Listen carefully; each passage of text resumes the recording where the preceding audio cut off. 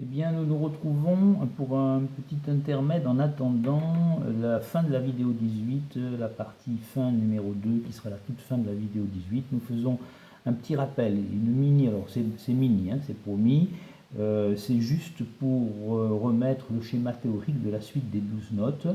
Et donc on part de notre feuille blanche tranquillement et nous faisons ceci. Voilà, c'est assez simple. Nous avons ici en plein milieu la note évidente dans laquelle je prends bien la précaution de mettre un point puisque toutes les notes seront représentées par des lettres et toutes ces lettres auront des points à l'intérieur car c'est la manière de reconnaître les notes théoriques. Alors, ici, en face, voilà le point de départ. Hein, la flèche que je vous indique là maintenant, c'est le sens de circulation. Le point de départ, c'est le ton avec son point à l'intérieur. Donc entre le ton et la note évidente qui est la quinte, la note que j'appelle étoilée, ici, là, il faut 6 notes entre nos doigts. Voilà. On va faire des couples de 2 notes, des paires de 2 notes. Donc ici, il y en aura une, là, il y en aura une, là, il y en aura une. Mais en bas, je mets déjà une couleur bleue ici qui montrera le majeur et déjà ici un peu moins large. Hein. Entre cette note et cette note, c'est une tierce majeure. Entre cette note et cette note, c'est une tierce mineure et elle est un peu plus courte. Alors, qu'est-ce que nous avons comme autre note? Eh bien, nous en avons une ici qui est vraiment dans le bas de l'arrondi, là, comme ça, hein, presque complètement à zéro. Et puis, juste à côté, nous avons celle qui est au plus bas de toutes les notes. On pourrait dire, c'est une manière de le représenter, en tout cas au plus bas des 2 septièmes, puisque ici, ça va être le territoire des septièmes. Là, nous avons le territoire des tierces. Et là, nous aurons le territoire des septièmes.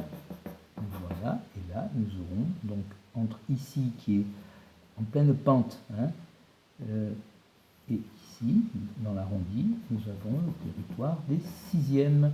Donc, nous présentons les lettres.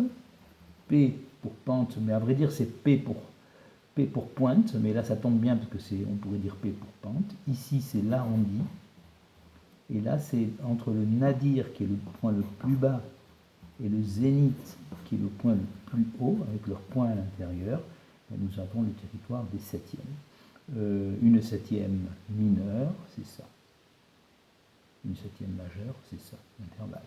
Alors, on pourrait déjà mettre du rouge ici, du rouge ici, et du bleu ici, parce qu'il y en a 2 des septièmes, et il y en a 2 des sixièmes, comme il y avait 2 tierces. Chacune d'entre elles est mineure ou majeure, rouge ou bleu. On a presque terminé. On va ainsi indiquer la deuxième note. Voilà, et ici, c'est la note quarte. Et ici, une petite curiosité, ces notes-là, on ne les rencontre pas en mineur.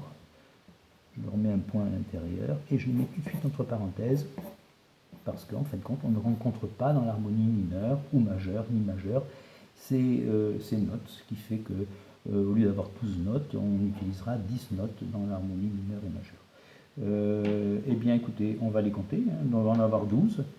1, 2, 3, 4, 5, 6, 7, 8, 9, 10, 11, 12, dont 10 qui sont utilisés dans la suite des 12 notes théoriques. Voilà, on a terminé cette petite vidéo. Bonne journée, à bientôt.